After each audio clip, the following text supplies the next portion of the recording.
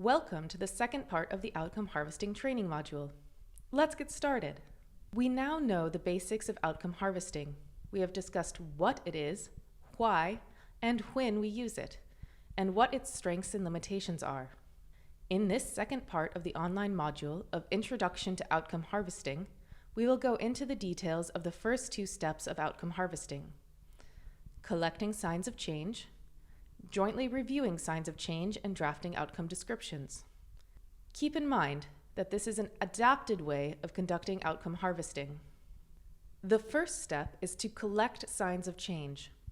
Participants collect information on observed changes all year round and think about how the intervention contributed to these changes. This information can be collected from a wide variety of sources. For example, signs of change can be found via written documentation, reports, media tracking, but also during meetings and public events, such as official commitments to certain program-specific advocacy goals. This serves as proof that the sign occurred and needs to be stored at the organization level.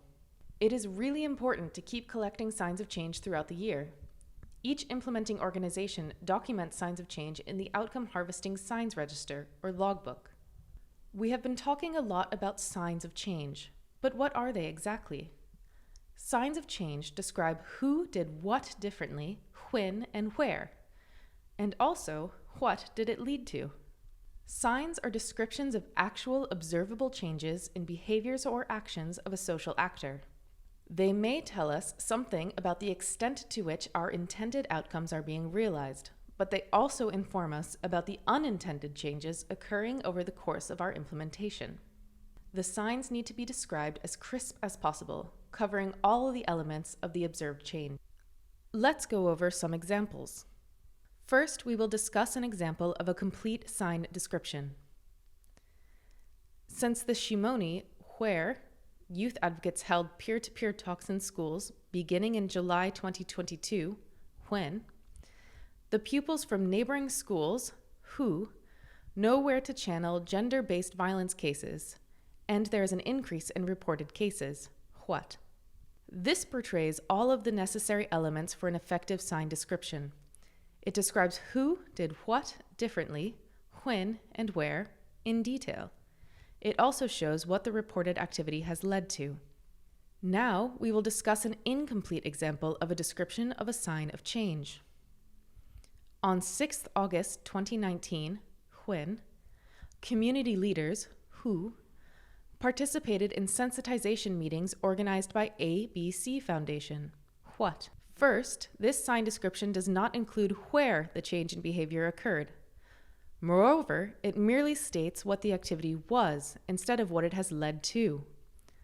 When you encounter such incomplete signs, it is good to go back to the implementing partner or team who collected the sign and ask for more information to complete it. As we just saw, sign descriptions can be complete or incomplete. It is therefore important to review the descriptions of the signs of change to make sure that they are complete. Jointly then, the team reviews the signs of change that have been documented by all members. In cases of consortia with multiple organizations, all partners sit together for this exercise. The review is done by removing duplications, removing outputs, grouping similar signs of change, grouping per social actor and/or theme or result area. Then it is important to develop outcome descriptions. The outcome description is a short narrative that describes the change in the behavior of a social actor and why it is important to our intervention and how we contributed to that change. A complete outcome description always has these three elements: the complete sign of change, the significance of the sign of change, and the program's contribution to the change. Basically, once the contribution and significance are added to the sign of change, we call it an outcome description. Let's dive deeper into the definitions of significance and contribution when drafting outcome descriptions. The program's contribution is one or multiple activities of the program that plausibly contributed to the change in the social actor's behavior, and when and where these activities took place. The contribution can be expressed as implemented activities or delivered outputs in the program. This should go beyond financial contributions. program activities may contribute both directly or indirectly to the outcomes. If the contribution was shared or part of another organization's support, the contribution should specifically indicate what the program's role was in contributing to the outcome. However, when we talk about social change, there is rarely a direct linear relationship between an activity and an outcome. One activity may also contribute to multiple outcomes, and multiple activities will contribute to one outcome. There are many other factors in play that we have no control over. Outcomes are often influenced by a variety of activities and other social actors over a long period of time. Therefore, it is also important to mention the activities from current and previous years that influenced each outcome. For example, you can decide if your contribution to the sign of change was high, medium, or low. This can also be measured for contributions of actors outside your program. In establishing the significance of the outcome, we explain and describe why the sign is important for the realization of the outcome in the specific context. Is it important for the entire program? Does it constitute a breakthrough in the overall situation or context? Does the outcome address a problem or a need? The significance can be a description of how the change is important in achieving the overarching goals of the program, or how it is a key milestone in the social change process. Is it important for a specific geographical area? And importantly, to what extent is this a sustainable change? Is it positive progress or a setback?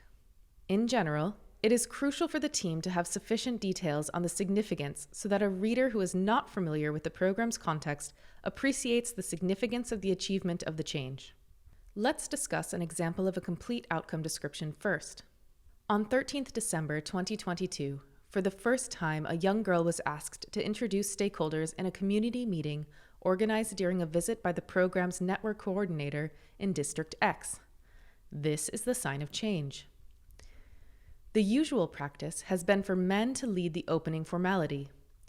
Community stakeholders now create the appropriate space, platforms, and opportunity for girls and young women to participate and be represented in decision-making processes at community level. These last two sentences illustrate the sign's significance. The larger positive impact is the result of extensive advocacy and awareness raising by the program. This shows the sign's contribution. This is a complete outcome description because it firstly contains a good sign description. It clearly states who did what differently, when, and where. Secondly, it shows the sign's significance very well and illustrates what the program's contribution was to the change in behavior. Let's now discuss an example of an incomplete outcome description. The Paramount Chief in District X appointed 10 women, including 8 young women, as Mammy Queens on 22nd November 2022. This is the sign of change.